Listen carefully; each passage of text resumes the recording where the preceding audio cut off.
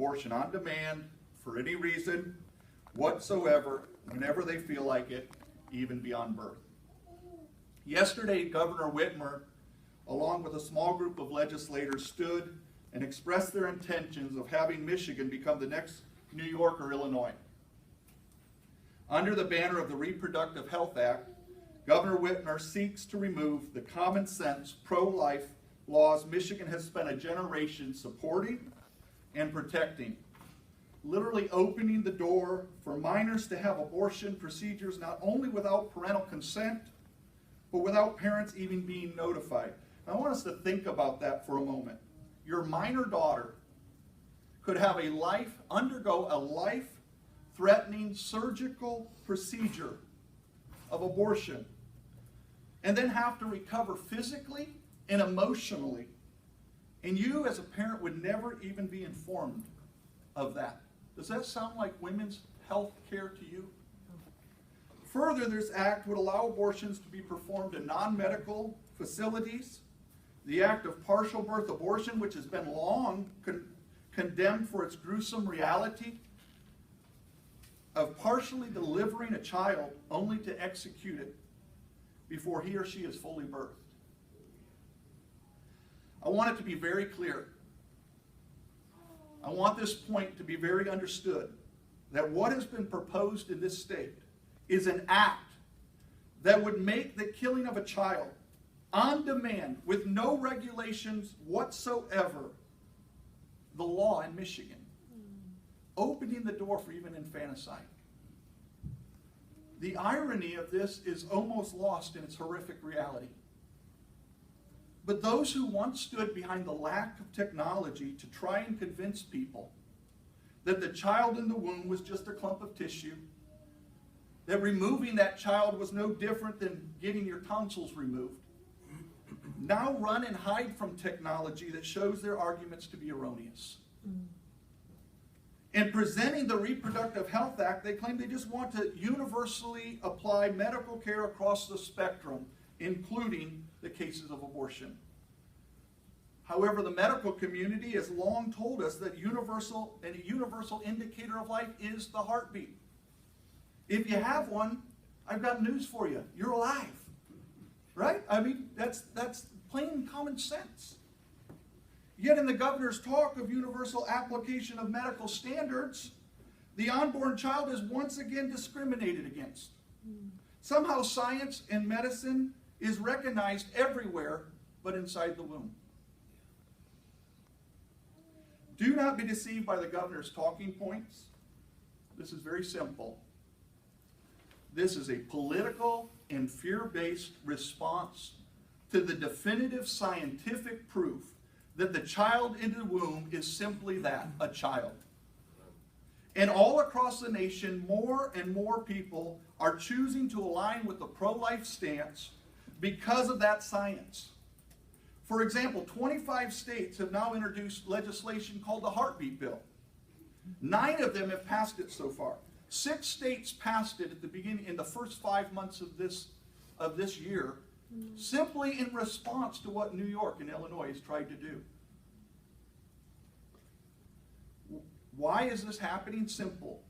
While evidence now proves that life begins before a heartbeat, science routinely uses the presence of one to indicate life, setting up heartbeat as a better scientific indicator much more than viability.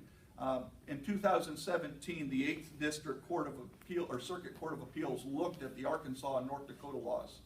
And when they looked at that, that was their language to the Supreme Court, as they said that the states would be better served if we gave them a clear, constant marker, much more constant viability, which is a guest act. That's why we recognize the heartbeat as such it just resonates and makes sense. This one act alone would protect 90 to 95% of all preborn children, taking us from miles away from our goal of conception to just inches away. While we are thankful for Michigan's pro-life laws and pre-Roe laws, this act by the governor shows us that at this moment we cannot simply sit back and wait for some day when these laws may be able to be fully enacted. We must continue to aggressively move the ball forward in the protection of the innocent in the state of Michigan. The protection of not only the children in the womb, but also the women in the state of Michigan. We must stand united as the pro-life community now more than ever, and the best opportunity for the pro-life community in Michigan to do that is the Michigan Heartbeat Petition. This petition is simple. This petition is clear. It simply says that when a heartbeat is detected, the baby's protected, all while saving Michigan's pro-life legislation with its savings clauses. And not only that, but the language of this bill and this petition reaffirms the very laws that the governor is going after by listing them individually by their established code numbers. And so this is the best way to stand against that which the governor proposed yesterday. We encourage every Michigan resident who opposes the governor's assault on life to go to miheartbeat.org and request a petition. This is the best way to let your voice be heard. Now at this time I would like to, thank you. At this time I would like to introduce one of the most courageous representatives we have in this state. He stepped up and took this issue on and is one of the sponsors of the Michigan Heartbeat Bill and legislation that was introduced with more than 30 co-sponsors. Let me introduce to you Representative Steve Johnson. Thank you very much, Corey. I will keep my comments brief. First off, I want to thank my fellow legislators for joining me. Got Representative Green, Representative Merriman, former Representative Tom Hooker, Rep. Maddock, Representative Dare Rendon, Representative Bola Fave, Representative Lynn Appendoulis. I want to thank them for joining us here today. Unfortunately, yesterday our governor revealed her true colors, that she fully intends on being a radical, pro-abortion governor. Yeah. We long suspected that was the case, and she showed that yesterday.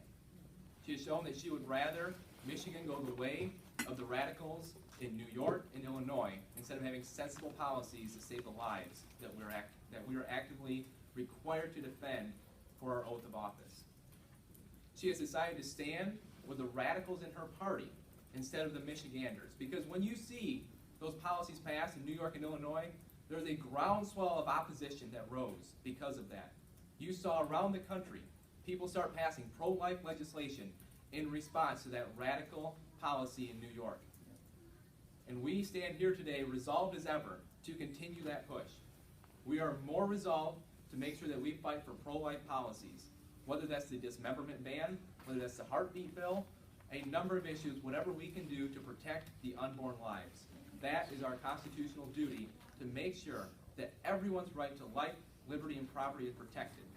And as legislators here, we are going to do everything in our power to do that. At this point in time, I'd like to invite up Representative Dare Rendon to say a few words.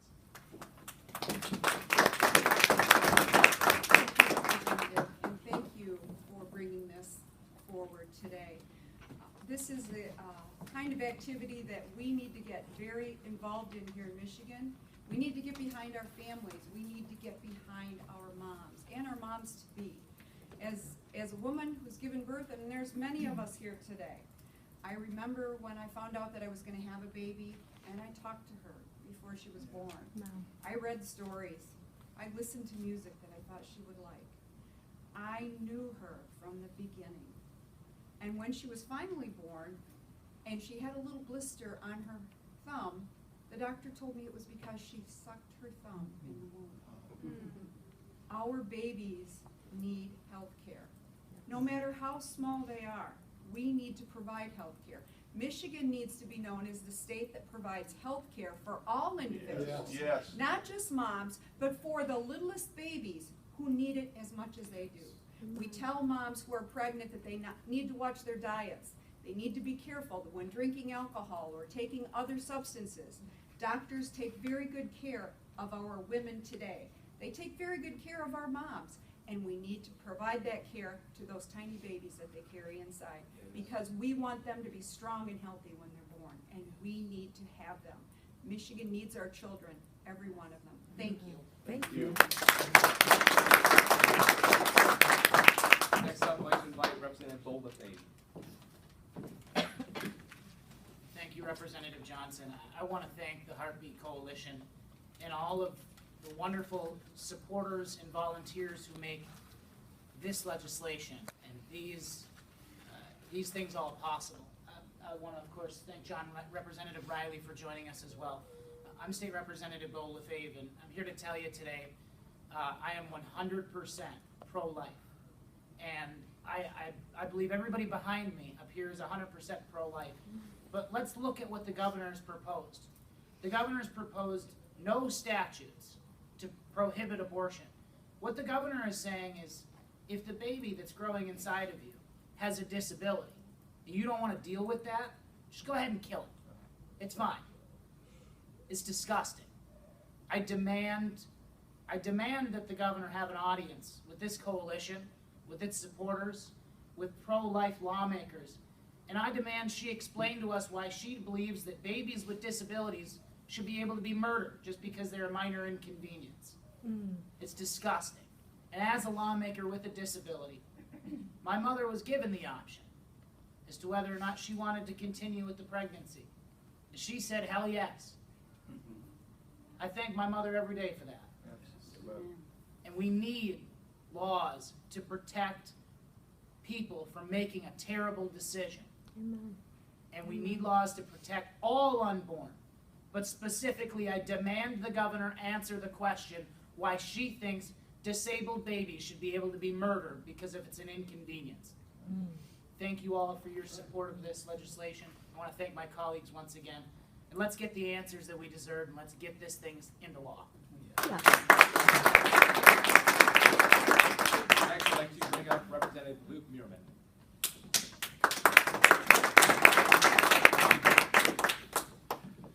I'm grateful to be here with all of you. The show of support to me is heartwarming. The issue that we're standing here for, though, is heartbreaking.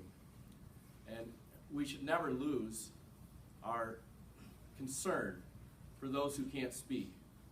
We need to be those that speak for the unborn. Society will be measured by how we treat the unborn who can't speak for themselves. And we will answer for it. So we need to continue to work to protect all unborn. Thank you. Next up, Representative Green.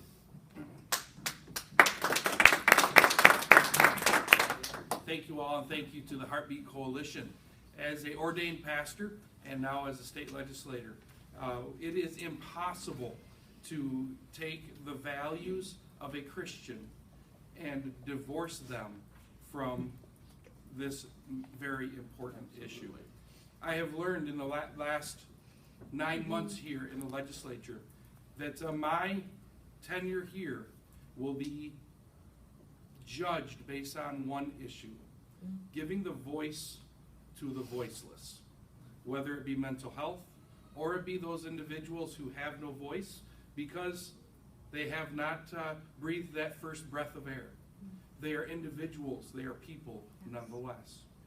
As we move forward with this, we also have to understand that there is a great opposition to this. And when we stop and realize that not only is it giving a voice to the voiceless, it is also giving information to people. And I am 100% appalled that the governor would propose that we would allow individuals that are underaged to have a major medical procedure without having their parents involved. This nonsense must not be unchallenged. If we are going to give a voice to the voiceless, we have to understand that that begins with the individuals in the womb. Thank you. We have one final state rep, Representative John Riley.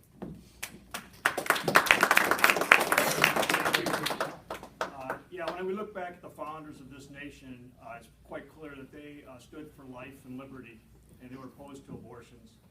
And I think that through my life, I've seen that an unwanted pregnancy for people is a big problem.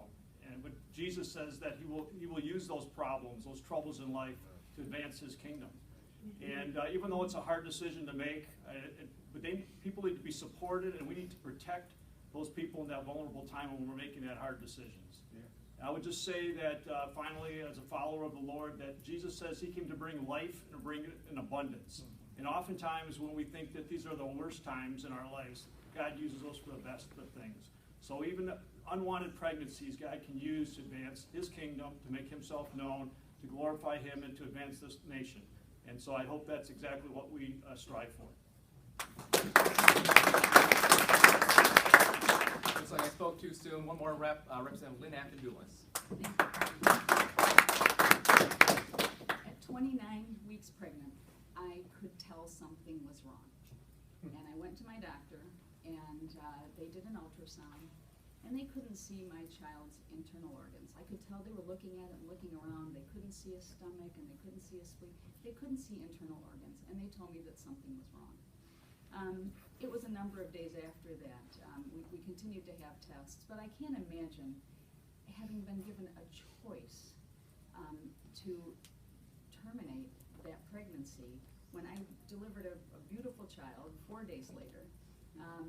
I can't imagine that I would have been given an opportunity to end her life and not give her the opportunity to do the good that I know she's going to do on this planet. She graduates from college next year. She's going to be a teacher.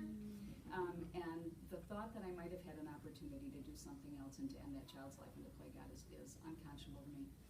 So I'm grateful for all the support that you all have, and I will continue to lend my voice to this effort. Thank you. Thank you. With that, I'm going to turn it over to former State Representative Tom Hooker. Thanks, Steve. As a former representative, I introduced the legislation, heartbeat legislation, in 2014. Rep. Johnson's bill certainly protects our historic anti-abortion ban from 1931, as mine did, even with stronger protections. We believe in life from conception to final natural end of the heartbeat. With the horrible legislation proposed by this governor and her Democratic colleagues yesterday, we would join New York as the most dangerous place for babies in and even out of the womb. All the legislation, including our historic 1931 ban from conception, would be blocked. I have faith that our pro-life House and Senate members will block this. Yes. But the evil proposal should awaken every Michigan resident as to the lack of respect for life and the lack of character she and her cohorts possess. My wife and I have been fighting this battle since the late 1970s, sidewalk counseling outside of abortion clinics, in pregnancy resource centers, and even bringing in a pregnant teen to our home and helping her adopt to a family the beautiful daughter that she gave life to. The governor and her fellow Democrats and anti-lifers value an eagle's egg or an unborn animal more than human life in the womb, and even shortly after birth.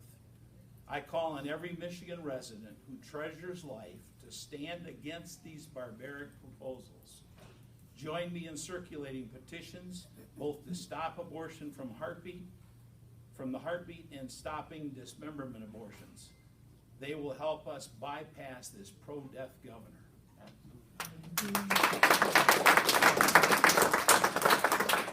We now would like to introduce some of our non-legislator,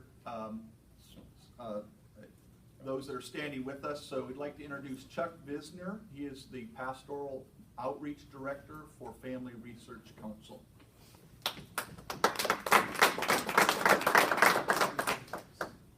As a Michigan lead pastor for Family Research Council, I represent hundreds of pastors around the state of Michigan, and I can say that I was shocked to see the governor's announcement yesterday of this abominable legislation. And recently there was a survey that was put out that said that 96% of biologists in this country believe that life begins at conception. Yes. In the Bible, it talks about in Psalm 139 that before God even knew us, before he even formed us, he knew us. Before we were even in the womb, he knew us. He knew our life. He knew what was in store for us. He knew the plans and purposes that he has for us. So I want to say that I do stand against this legislation. I stand with all pro-life pro-lifers in our state. Yes. And I just want to encourage pastors and churches to get involved in this fight if you haven't been up to now, because this bill would be a disaster for the state.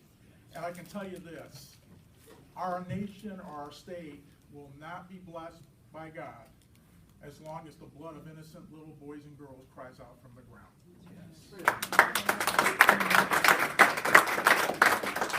I'd like to introduce to you Pastor Ellis Smith. He's apostolic leader for Jubilee Christian Church. Thank you.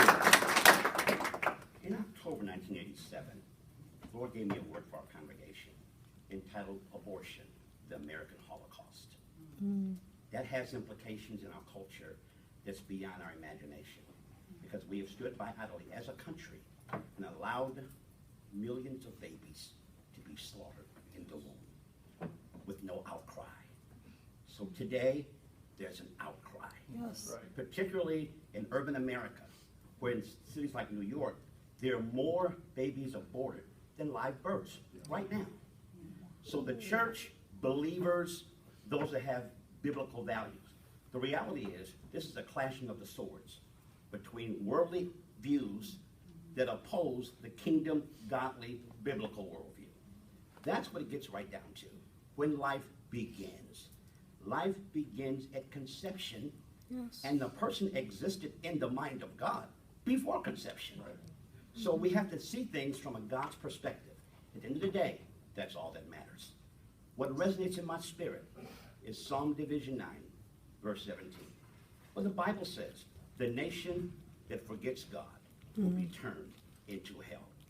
It doesn't mean they all go to hell, but it does mean that country will have a hellish experience. We've forgotten God. Now we're restoring biblical values. We stand for life. Yes.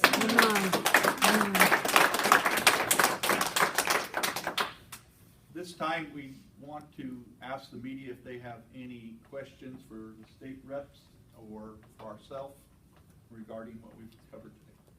Yeah, just want to see if you could get an update on where the coalition is at with signature collection. Are you on track to? Absolutely, yeah. The coalition is absolutely on track to see our signatures gathered by our deadline of December 30th.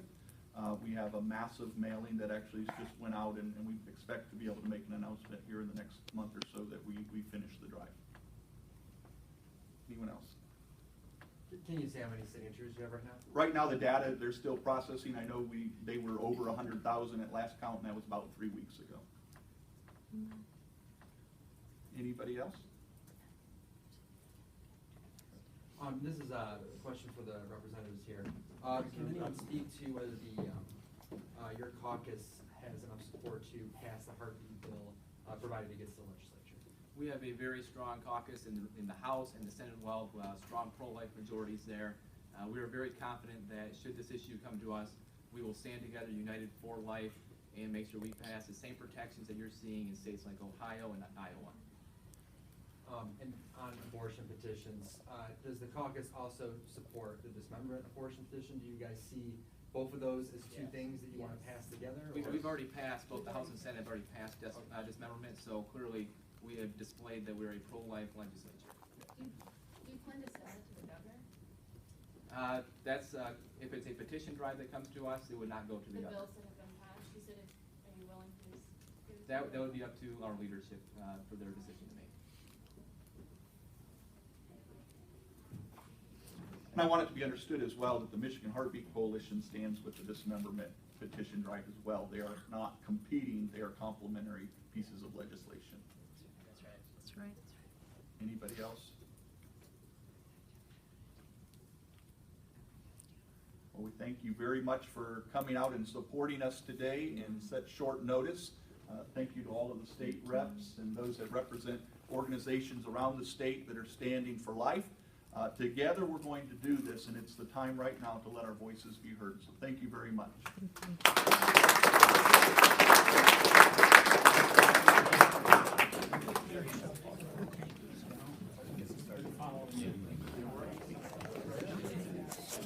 You're welcome, Corey. God bless you. God bless you. Your work. That's, I was just with the church. I know who you